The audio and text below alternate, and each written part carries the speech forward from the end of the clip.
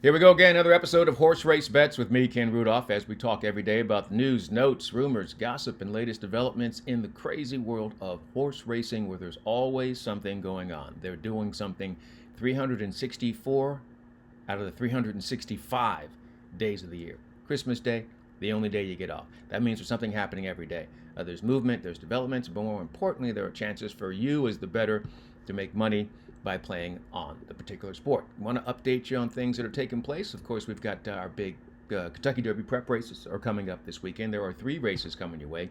Quickly want to recap what you should be looking for, right? And what you should maybe expect. All right, so first things first, you've got the race coming up, probably the best of the preps in terms of the distance. They're going to go 9 furlongs, a mile and an eighth, as they try to work their way to the mile and a quarter distance for the Kentucky Derby. Mile and an eighth, 9 furlongs there for the $250,000 Withers, now a listed stake, but still carries Derby points at Aqueduct on Saturday.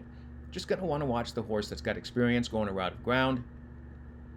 That horse is called Omaha Omaha. So we'll be sure to keep an eye on that particular horse, and we'll see what that horse is able to do coming off the pace. There's not a tremendous amount of speed in that race, but there should be enough to set it up for that horse. And even if there isn't, you still want to see the run from off the pace. Same thing applies when you go to Gulfstream Park, the Holy Bull, a field of 7 runners there is set to go a mile and a 16th. And that is interesting in terms of watching a horse by the name of Burnham Square. Just really love the way this horse has developed from debut at 7 furlongs to a mile and a 16th and a mile and a 16th to break the maiden.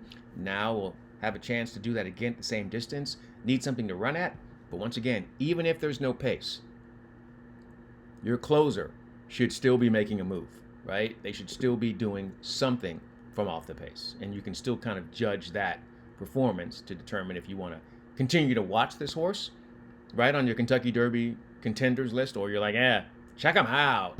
Right? And then when you get to the West Coast,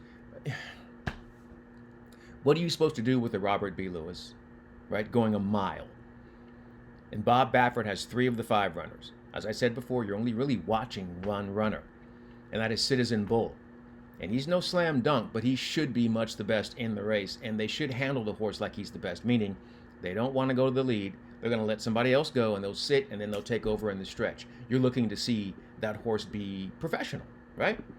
What you're looking for in those Kentucky Derby prep races. You know, the weird thing about this time of year, you also have the same scenario for the 3-year-old fillies getting set for the Kentucky Oaks. They have prep races as well, and they also need to accumulate points to earn the right to get into the gate. I'm not quite sure why, as an industry, we don't talk about it more. It's always an afterthought. Fillies and mares are always an afterthought, which is why it was so special when you've had all kinds of really incredible fillies throughout the year. Whether you want to go back to Winning Colors and you're going to make it through talking, there's so many I can't even remember the name. You people who know horse racing and be like, don't forget that, don't forget that. Yeah, okay. But for me, then it's Azeri, right? And there's a West Coast bias, understandable. Zenyatta, Rachel was incredible. These are incredible, incredible fillies. Now I have to remember the name of the filly here on the West Coast that beat the boys in the Pacific Classic. Can't remember the name right now. But anyway, really, really impressive horses have come through. But for some strange reason, we kind of don't really give them much attention as far as the media is concerned. And then when we do give the fillies attention, it's too dressed up in too much feminist power. And like, they're horses, right? Don't we just want to watch the horses? Anyway, there are 2 Kentucky Oaks prep races coming up this weekend. The Grade 3 Forward Gal, which will be the final race on the card at Gulfstream Park on Saturday. That's actually the best betting race of all the Derby or Oaks preps this weekend because they have a field of 11 drawn in there. So that's usually ripe for a price. Then on Sunday, it gets back to the really bad preps. It's the Las Virgenes. It's a Grade 3 event. I think we have a field of 5 again. Bob Baffert dominating in that scenario. So Oaks Prep's coming up as well this weekend. If you're into that sort of thing, okay, take a look at that. Today I want to dig into something a little bit that has been on my mind for a long time. And I've had a couple of different approaches to this, right? And I want to talk about the social media presence in horse racing, right? You've got your off-track touts and your online trolls. So I want to take you back to when this all started, in my opinion. So obviously TVG started in '99, and there was no real place to go and talk. At least I didn't know there was. So if anyone had something to say to us, they would send us a direct email, right? And they were always mean and rude, and that's fine. I expected it, right? I was new. I didn't know anything. It took me at least 6 years to really figure out what the hell a furlong was. Not kidding. So it was all new, and I had to learn it. So I expected all of it. Didn't bother me in any way at all. So then we start to work and develop, and I'm just trying to learn and get better. I'm making mistakes every day on the air, and I'm not really concerned about that. No one really is. We get to around 2000, I want to say maybe 2005 or 2006, and then we create this TVG chat room. And at that time, I think the Del Mar Thoroughbred Club chat room was already going, and there was another one as well. I can't remember the name. But in those particular spaces, they were going off on me and Todd, primarily me and Todd. And I'm like, that's fine. I don't give it. You know, there was an old trainer in California. He was since passed on, and we actually talked before he passed away. But it was Roger Stein, who was a trainer, and he was really aggressive and just called me every name in the book. And then one day I was just like, hey, man, I'm just trying to learn, man. Why are you coming down on me? I'm just here to learn. They invited me to come learn the sport. Why would you get mad at me for not knowing the sport when I was what they were looking for? A person who didn't know the sport. Like, what are you doing? So we talked, and he was like, yeah, you're right. You know, he's like, you've been here a while now. It's like 10 years I'd been there. He's like, you do know some things now, and you're trying. I'm like, that's really all that matters. Like, and our whole purpose was to bring in new people, and you're fighting that. And so that was my thing, right? And so we had the TVG chat room. They had the Del Mar thing. They just go in. So the TVG chat thing was bad, in my opinion, because they mandated that we be out there talking to you. And I was like, what? I have to go talk to people who are calling me an idiot and worse every day? Why? Oh, we want to control the narrative. We want to engage them. I was like, all right, man. So we did it, and it was horrible. They were so rude and so mean and just crazy talk all the time. So then, with the advent of Twitter, they shut down the TVG chat room and forced us all to go to Twitter. Now, I was fine in 2009 because there wasn't really anything happening at Twitter, and I didn't even care. I think I was posted maybe one thing, and then I was like, I don't care. Do whatever you want. So from the time that I left in 2011 to the time that I came back in 2019, obviously social media changed dramatically. And I made a decision, right? When FanDuel's like, hey, we want you to come back and help us do this stuff. And I'm like, you know what? If I come back, I've got rules, and I'm going to be different. So my whole thing was, all right, I've got rules. I'm going to be different, but I'm going to make a concerted effort. I'm going to try really, really, really hard to connect with bettors so I can understand them more. Because I'd been in the game for a while. Even when I was gone doing news for 8 years, I still played on weekends, still covered California Chrome for that whole summer, still followed things that was happening. I'd still, do interviews with TVG and my friends and support them. Anywhere I was, I would talk to them, had them on my morning show in Sacramento. So I always stayed connected because I really feel like it's interesting. It's the most interesting sport there is. But I made a decision. I was like, I'm going to learn some more. I'm going to read. I'm going to study. And I'm going to do the best I can to understand what it is that they want from us, right? As the TV handicappers and TV presenters of this sport, like, what do you people want from us? And so that's my whole goal. I came back. I was like, okay, I'm going to freelance, and we'll see how we kind of work my way back into this. And they were like, yeah, we don't want to throw you back into this. They're like, you're not going to travel. We don't want to send you out. We want you to be comfortable here. And I'm like, thank you. I want that too. So I just kind of stayed there, and I really took it upon myself to reach out. I started reaching out to just random people. Didn't even have to follow me. I didn't even care about that. I was like, that was an interesting post, or I see your opinion and I like it, or whatever the case may be. So I would, engage them. And I would be like, hey, let's talk. Let's engage, right? I want to hear your opinion because this is the only sport, really, where every opinion matters, because you're going to put $2 behind that opinion. So that matters. And so I'm like, yeah. So, but then as we started to kind of get into it, I just started to notice that what I thought was going to be received like, hey, the dude is humbling himself and trying to learn from all of us, and he's asking us like, hey, what do you think? What do you think we should do? What's wrong with that part of racing? Then I started my own podcast, and all I did with the podcast was reach out to people that I saw on social media as players, like bettors. I didn't necessarily want you if you were the track handicapper because you've got an agenda to push. Now I did talk to track announcers, right? I spread it out. Talked to track announcers, talked to people who played, right? Trainers, jockeys. I got the whole perspective, but I just really wanted to understand people better. And I found, and I don't know if people agree, but we'll find out. I found that horse racing Twitter or horse racing X or social media is probably the worst of any sports outlet. And I thought it was so shocking because here's my opinion. There's nobody out there like horse players. Nobody. And the only person that understands a horse player is another horse player. And I just never understood why there was so much just venom, just toxicity for every opinion or anyone doing anything. And I'm like, why? I understand we're betting against each other, but we're the only ones who understand what it means to have a horse on the front end. You think you're going to get away, and then your jockey does something that you think is questionable. You end up losing the race by a nose. Like, we're the only ones who really understand that whole process. But as I got out there, I started engaging with people, and certain people I engage with, I don't talk to anymore because I found out that those people are just, well, they're not decent human beings. They're not respectful. They don't have any integrity, and I'm not quite sure about their intellectual level because all they did was attack. Everything you did, they attacked for no reason. Even if I was like, hey, what you did was cool, they would still come back and attack. So I was like, okay, well, this is a kind of a no-win situation. It's not a place where you can really engage. Now, I have to admit, I've made some connections with some people, and I do hope to maybe one day meet those people face to face.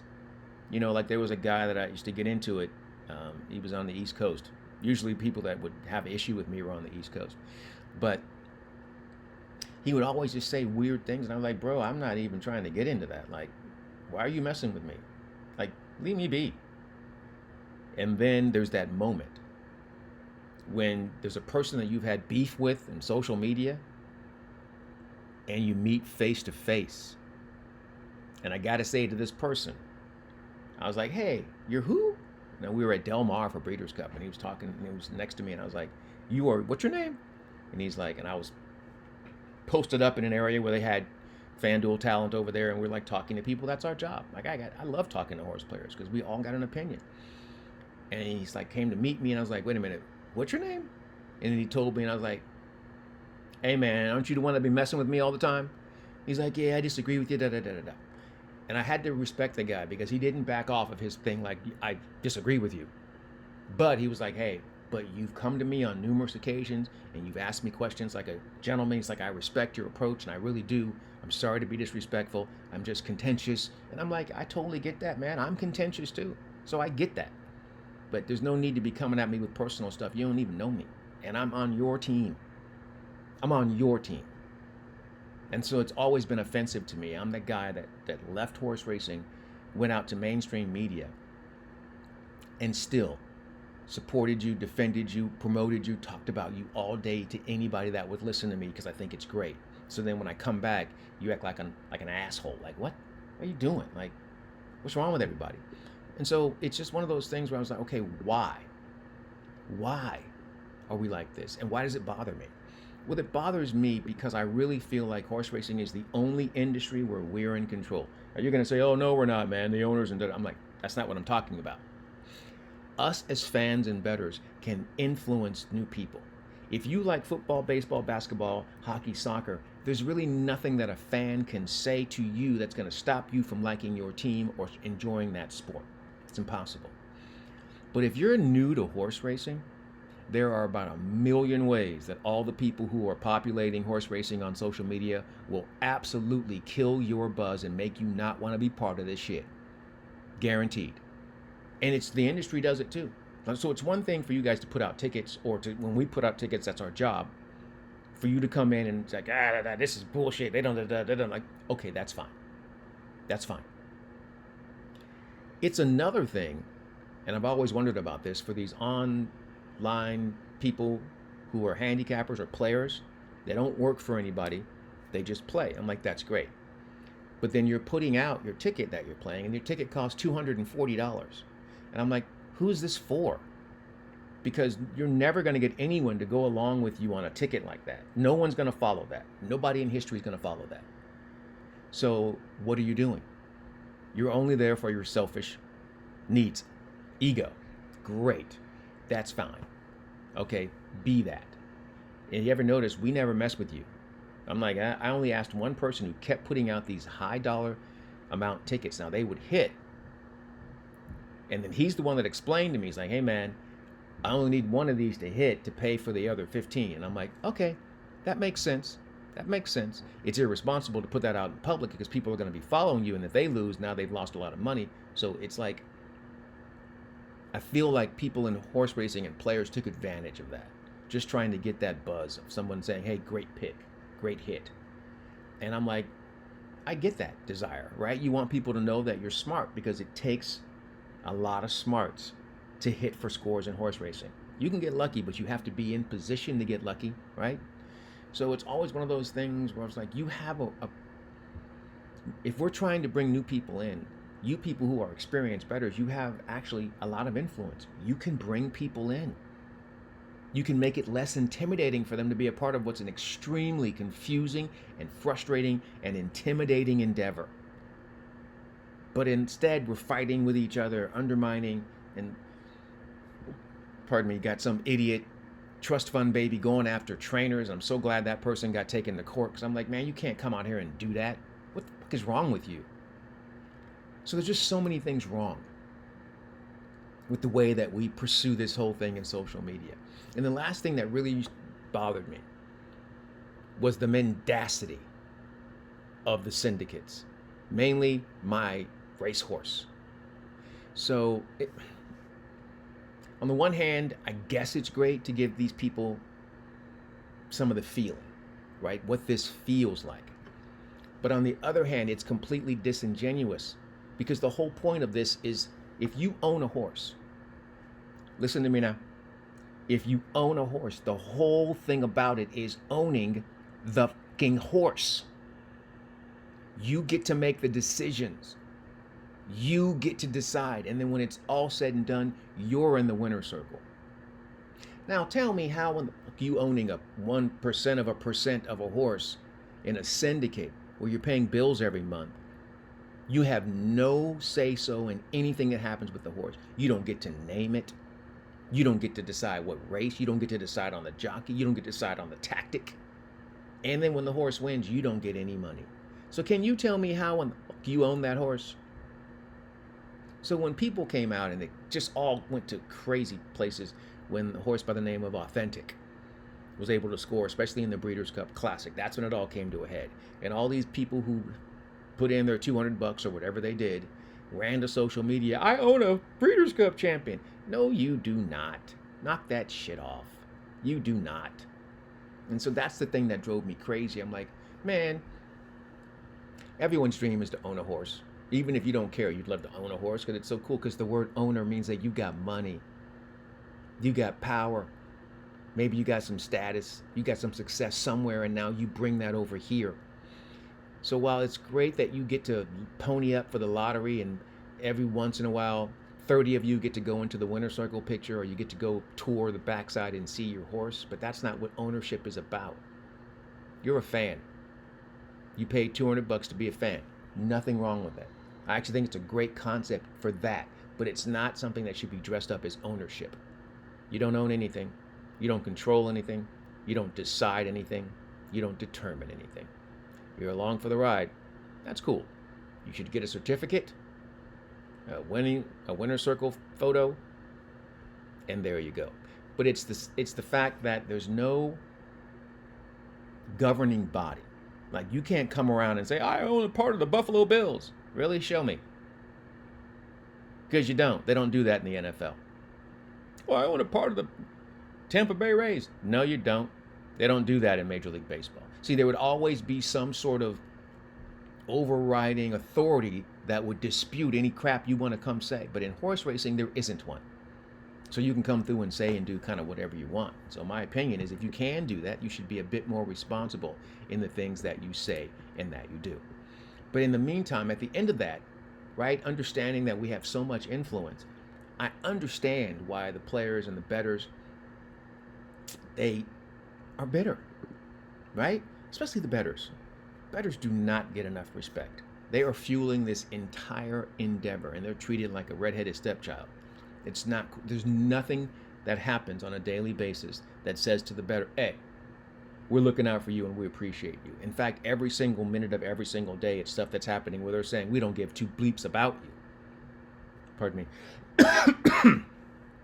Just pony up and bet. You take what we give you. And then you got the fan base is split, right? You've got the fanatics who just love the horse. So they're going to put up pictures of horses and, oh, they're so majestic. They're incredible animals. No one's ever going to dispute the fact that horses are incredibly majestic, beautiful, wonderful animals. Absolutely. But the horse-loving people and the bettors are like two different people. And so now you've got a fan base that right? There's nobody in the NFL that comes through and is like, oh, I just love all the players and I don't care about football. No, that doesn't happen.